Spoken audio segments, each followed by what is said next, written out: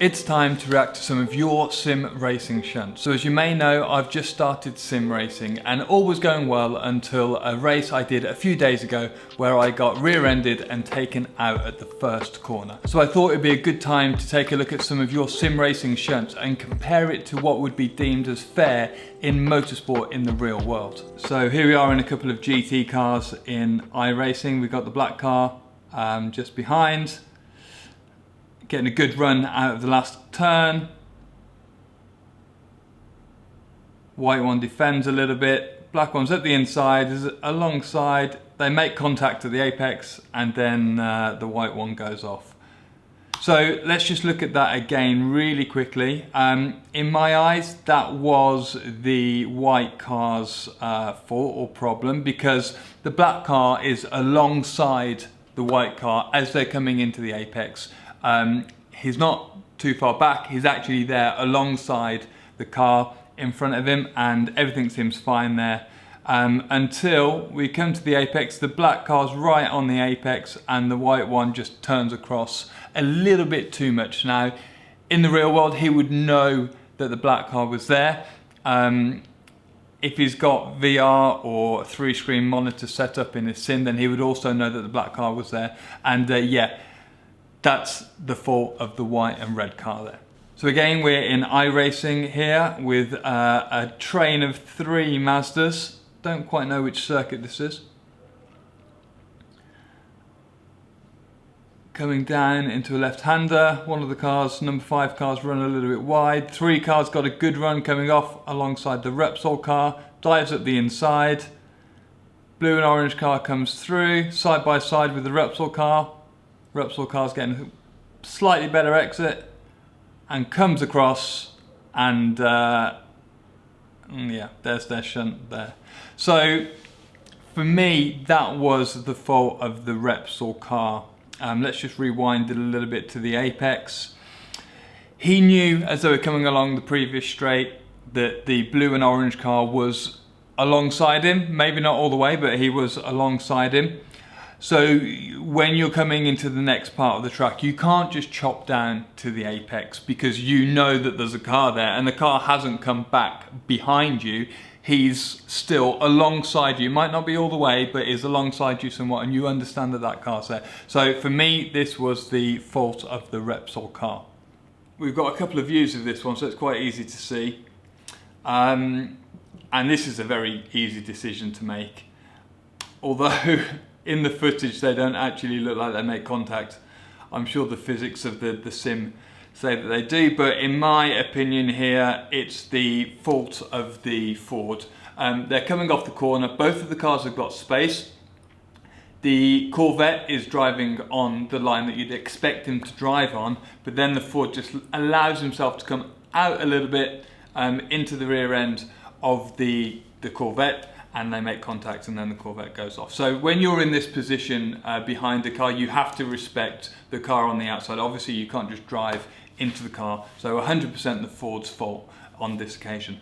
So into some NASCARs. This one is titled, I was the pole sitter here, would love an outside opinion on how my race went at Watkins Glen. So he's on pole, so here's the black 5 car at the front here. Coming down the start finish straight at Watkins Glen. These cars are fantastic fun to drive in iRacing. Got a good start. On the brakes a tad early going into turn 1. The white car manages to run it around the outside, but then he gets a good run coming off turn 1, heading down the short straight before they go up the hill. This piece of track is absolutely fantastic in real life as well. Got a good run through the first part of it, into the left. Oh. The white car was naughty there, he slid into the black car that we're looking at. So that was the white car's fault. Black car hasn't done anything wrong at the moment, so dropped a position as well. Coming down to the chicane, orange car goes for a bit of a lunge. Unfortunately the black car then did turn into the orange car. It was a lunge, but oh, it's gone off again. So not a good start is the answer to this guy's question on Reddit. But the second part of it, where they were going into the chicane, the orange car was already positioned there and he did turn into him and that deflected him down the rest of the other part of the circuit. I mean, yeah, the orange car was a little bit naughty having a lunge like that, but he was making it through the corner. So it was down to the car on the outside to actually wait to turn in. And even if the orange car had gone through the corner, he could have tucked back and got a better exit coming out. So that was an unlucky start to the race, but the second part of it was the black car's problem there. Okay, so back into iRacing again. So the title of this incident is called "I was told I should have driven over the inside curb to overtake as he had the racing line, but I felt confident with my speed off the previous corner. Honest opinions, please." Well, let's have a look at it. So we're in the white car here. COTA, Circuit of the Americas. Yeah, he's got a good run.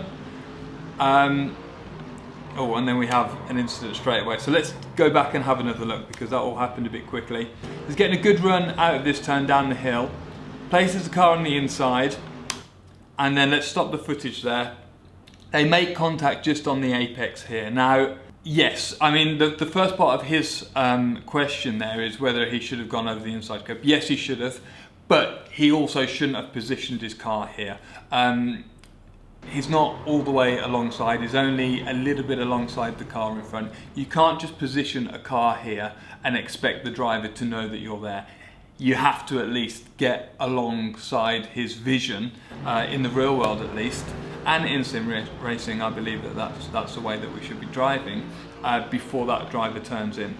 So yeah, the problem is down to the white car on this incident. So back into iRacing, and the title of this one is "Was I alongside enough, or should I have backed out?" So this is probably a typical overtaking manoeuvre here in the Mazda MX-5s coming into this right-hander.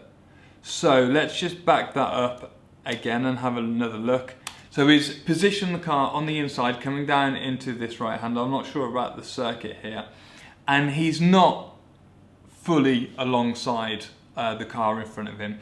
He's maybe, you know, a couple of feet up the inside. Gets a bit closer as they come into the apex, but he's still not even halfway alongside the car in front. So, I mean, it's the white car's corner and it's up to the green car to get out of the way. So, as a rule of thumb, when you're coming down to a corner, you need to be at least 3/4 of the way alongside the car. Anything further back than halfway, and you're first of all, you're running the risk of them not seeing you and turning across. How can it be up to the driver in front of you to understand how far alongside when they're looking down at the apex? So this question is, I'm a little irritated with the 5 car, I'm in the 19 car, what are your thoughts?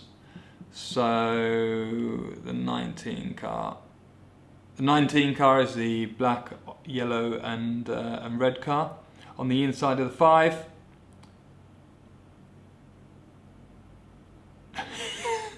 Okay, yeah, I mean, should be a little bit annoyed. It just got taken out. Nothing to say here. It just got taken out. Let's just watch it one more time. Okay, the 19 car, yellow and red. Mind his own business on the apex. And then the 5 car just just hits him in the side. I know I shouldn't be laughing. It's very frustrating if that happens, but yeah, it's completely not your fault, buddy. You just got taken out. If you'd like to know more about how to be a faster sim racer, check out this short playlist that I've put together for you. Just click the playlist up here and I'll catch you in the next video.